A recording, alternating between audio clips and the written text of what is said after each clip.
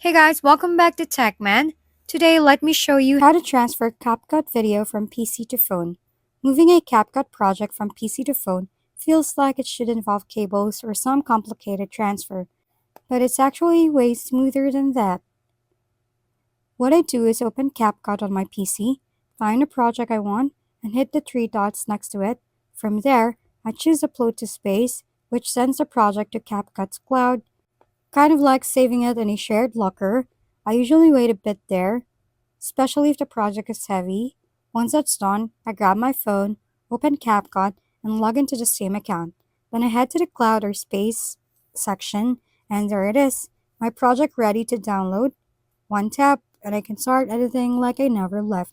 Quick tip, make sure your internet is stable during upload, or you might end up wondering where your project went. If we've been helpful, kindly give us a thumbs up and don't forget to hit the subscribe and bell button for more contents. For any questions and suggestions, comment down below.